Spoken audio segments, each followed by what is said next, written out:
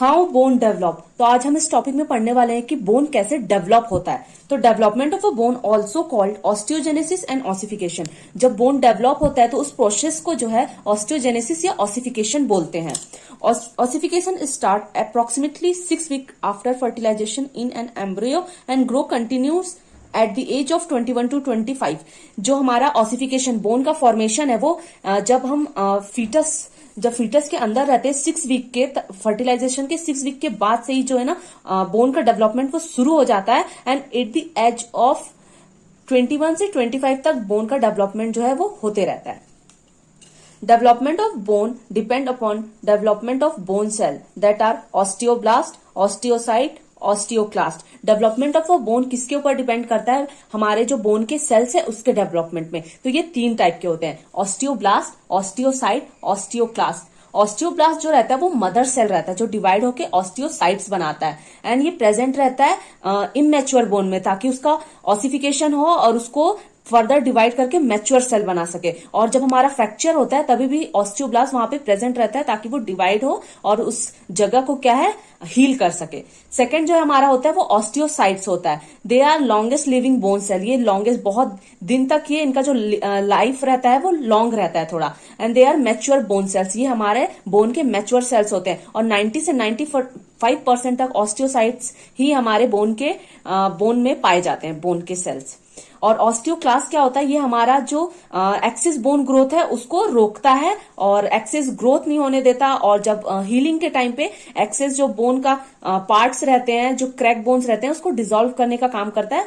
और all over इसका क्या काम रहता है कि ये अवॉइड करता है एक्सेस बोन ग्रोथ को। फिर उसके बाद हम ये साइकिल देखेंगे जो कि बोन का कैसे फॉर्मेशन और ग्रोथ हो रहा है वो बताया। तो फर्स्ट स्टेप जो है हमारा वो है कार्टिलेजिनियस। कार्टिलेज मतलब फर्स्ट स्टेप में जो हमारा कार्टिलेज बना हुआ है। सेकेंड स्टेप में क्या है? प्राइमरी सेंटर ऑसिफिकेशन हुआ है। एंड थर्ड स्टेप में क्या है? लेंथनिंग ऑफ डायफिजिस हुआ है। इसमें क्या है? ये जो 3 स्टेप है, फर्स्ट, सेकेंड, थर्ड, ये हमारा फीटल डेवलपमेंट यानी कि जब हम मदर के वूम में रहते हैं तभी ये 3 डेवलपमेंट हमारा जो है वो हो जाता है। ये पूरा भी कार्टिलेजिनियस है। उसके बाद प्राइमरी सेंटर ऑसिफिकेशन, बीच में ऑसिफिकेशन बोन का फॉर्मेशन होना शुरू हो गया है। एंड थर्ड स्टेप में क्या है? Lengthening of diaphysis. हमारा जो ये सबसे ऊपर वाला पार्ट है उसको एपिफिजिस बोलते हैं, फिर बीच का जो पार्ट है उसको डायफिजिस बोलते हैं, फिर जो नीचे का पार्ट है उसको फिर से हम एपिफिजिस बोलते हैं। उसके बाद जो हमारा फोर्थ स्टेप है उसमें क्या होता है? सेकेंडरी सेंटर ऑफ ऑसिफिकेशन इन एपिफिजिस।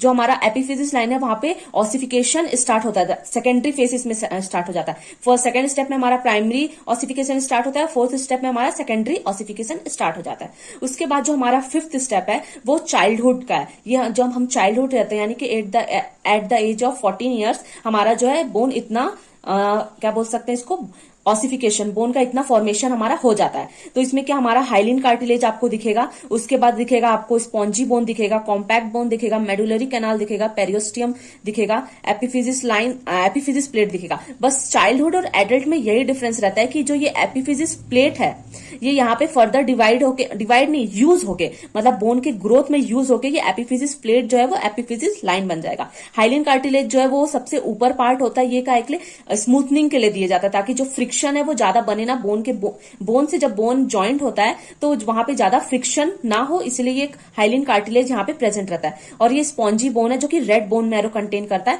और कॉम्पैक्ट बोन है जो कि येलो बोन मैरो कंटेन करता है, और साथ में मेडुलरी कैनाल है जिसके अंदर हमारे नर्व्स रहते हैं जो कि बोन को ऑक्सीजन न्यूट्रिशन प्रोवाइड कराते हैं। एंड जो ये पेरियोस्टियम है ये आउटर लेयर होता है हमारे बोन का। उसके बाद ये जो एपिफिजिस प्लेट है वो तो फर्दर यूज हो जाता है हमारे बोन के डेवलपमेंट में और ये एपिफिजिस लाइन बन जाता है। उसके बाद during ossification osteoblasts secrete osteoid through which cartilage convert into mature bone due to lay down of calcium phosphate salt through osteoid। हमारा जो ऑसिफिकेशन है उसमें जो ऑस्टियोब्लास्ट होता है ना वो ऑस्टियोइड सिक्रीट करता है जिसके कारण जो है ना हमारा कैल्शियम वोल्शियम ये सब ना नीचे ले डाउन होते जाता है, जिसके कारण बोन का हार्डनिंग शुरू हो जाता है और हमारा बोन जो है वो मैच्योर होना शुरू हो जाता है। There are 2 type of ossification. First जो हमारा इंट्रामेम्ब्रेनियस ऑसिफिकेशन, सेकंड जो है इंटरकार्टिलेजिनियस ऑसिफिकेशन। तो फर्स्ट देखेंगे हम इंटरमेम्ब्रेनियस मेम्ब्रेनियस ऑसिफिकेशन में क्या होता है? तो इसमें क्या होता है, formation of bone with in a connective tissue और फाइब्रस मेम्ब्रेन। यहाँ पे जो बोन का फॉर्मेशन है वो कनेक्टिव टिश्यू और फाइब्रस मेम्ब्रेन में हो रहा है, और it is responsible for making flat bone. और ये किस चीज के लिए रिस्पॉन्सिबल होता है? फ्लैट बोन बनाने के लिए। फ्लैट बोन हमारे जो बॉडी में किस क्या कौन कौन सा होता है? स्कल होता है, पेल्विक होता है, और बहुत सारे होते हैं जैसे कि स्टर्नम भी होता है।